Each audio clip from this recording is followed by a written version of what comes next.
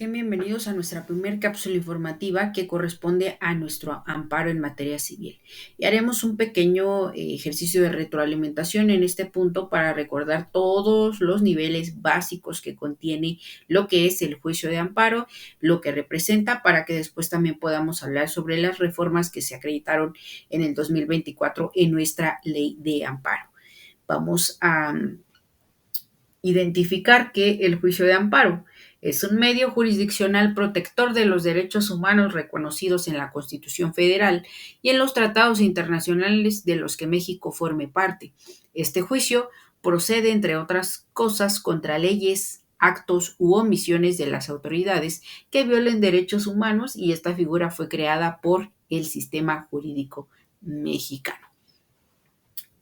Todos podemos promoverlo, todos tenemos la posibilidad de este medio de defensa, como lo indicamos al inicio de nuestra materia, por cualquier violación a derechos constitucionales, a cuestiones de derechos fundamentales, a cuestiones de derechos procedimentales y, por supuesto, en cuestiones de derechos humanos, como bien lo mencionamos, en cuestiones también sobre instituciones. Ya hablaremos de la clasificación en algún punto sobre lo que va a relacionar nuestro amparo directo y el amparo indirecto. En esta materia en específico, lo que es civil, tomaremos algunos aspectos también de el nuevo procedimiento, lo que es de acuerdo al Código Nacional de Procedimientos Civiles y Familiares, pero vamos a tener el contexto suficiente sobre estas bases y así poder ir determinando lo que vamos a utilizar dentro de nuestra materia.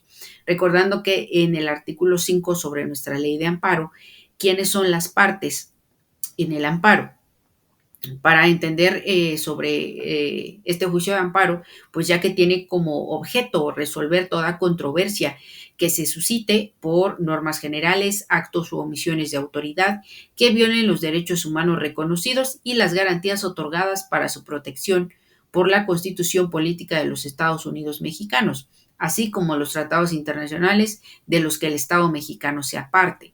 También por normas generales, actos u omisiones que la autoridad federal que vulneren o restrinjan la soberanía de los estados o la esfera de competencias, siempre y cuando se violen derechos humanos reconocidos y las garantías otorgadas para su protección sobre nuestra propia Constitución. También aquellas normas generales, actos u omisiones de las autoridades de los estados que invadan la esfera de competencia de la autoridad federal, siempre y cuando se violen los mismos mencionados, que son los derechos reconocidos, ¿no? El amparo protege a las personas frente a normas generales, actos u omisiones por parte de los poderes públicos o de particulares en los casos señalados en la ley de amparo. El juicio de amparo se tramitará en vía directa o indirecta, se substanciará y se resolverá de acuerdo con las formas y procedimientos que establece la propia ley de amparo. Ahora, de acuerdo a los integrantes, es decir, los que participan dentro de este sistema para entender la capacidad y la personalidad jurídica, aquellas partes en el juicio son el quejoso, quien teniendo tal carácter aduce a ser titular de un derecho subjetivo o de un interés legítimo individual o colectivo, siempre que alegue que la norma, acto u omisión reclamados violan los derechos previstos en el artículo primero de la ley de amparo y con ello se produzca una afectación real, actual, a su esfera jurídica, ya sea de manera directa o en virtud de su especial situación frente al orden jurídico. Hablamos también aquí de la importancia sobre el interés simple. En ningún caso podrá invocarse como interés legítimo. La autoridad pública no podrá invocar un interés legítimo. El juicio de amparo podrá promoverse conjuntamente por dos o más quejosos cuando resientan una afectación común en sus derechos o intereses, aun en el supuesto que dicha afectación derive de actos distintos, si estos les causan un perjuicio análogo y provienen de las mismas autoridades. Tratándose de actos o resoluciones provenientes de tribunales judiciales, administrativos, agrarios o del trabajo, el quejoso deberá aducir ser titular de un derecho subjetivo que se afecte de manera personal y directa. La víctima u ofendido de un delito podrán tener el carácter de quejosos en los términos también que otorga nuestra ley de amparo.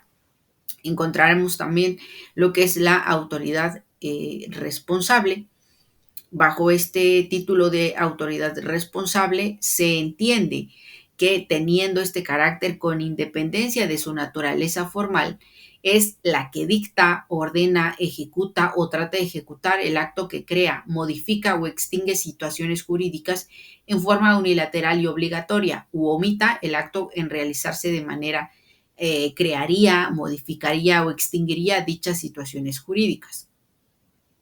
En la tercera facción, que es el tercero interesado.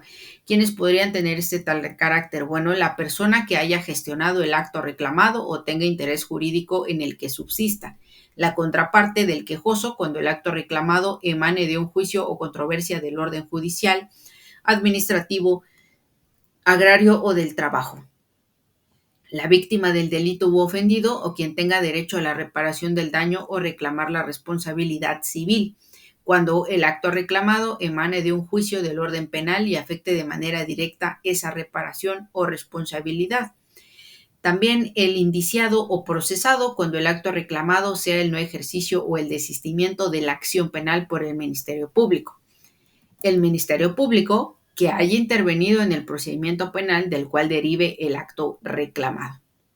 Así hablamos también que este Ministerio Público federal en todos los juicios, donde podrá interponer los recursos que señala la propia ley de amparo y los existentes en amparos penales cuando se reclamen resoluciones de tribunales locales, independientemente de las obligaciones de la misma ley, le precisa para procurar la pronta y expedita administración de justicia.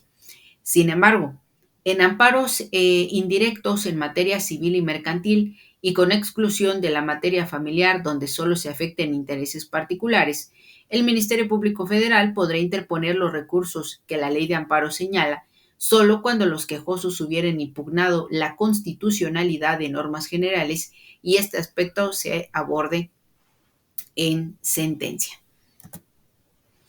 Ahora, de acuerdo al promover la demanda, deben observarse las reglas de representación de interés, que es lo que mencionábamos sobre el interés legítimo. Recordamos una pequeña diferencia sobre lo que es el interés jurídico, que es un agravio personal y directo, un derecho subjetivo que se tutela a través del derecho de amparo. Un interés legítimo, un interés jurídicamente cualificado, real, actual y existente, protegido por el orden jurídico, que también se reconoce en materia administrativa. Es decir, en estos aspectos la afectación debe ser de manera directa y ese es uno de los principales puntos sobre una de las reformas en cuanto a la aplicabilidad de ciertas normas. Ahora, la autoridad responsable, como vimos algunos aspectos, es que su definición es uno de los problemas un poco complejos en la materia. No obstante, podríamos decir que es la parte procesal que se integra por la persona física o moral perteneciente a la federación, los estados o los municipios, que con facultades o sin ellas, en el uso del poder público de manera unilateral y obligatoria, crea, modifica o extingue situaciones jurídicas en perjuicio de los gobernados. En dos aspectos, porque puede ser parte procesal y bien puede ser una persona física o moral.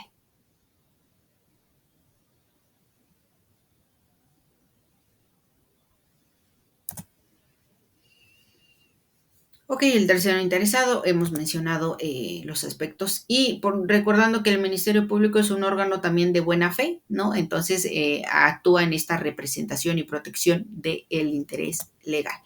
De acuerdo a estos aspectos básicos, ya pasaremos en nuestra siguiente cápsula informativa a revisar aspectos específicos. Gracias por su atención.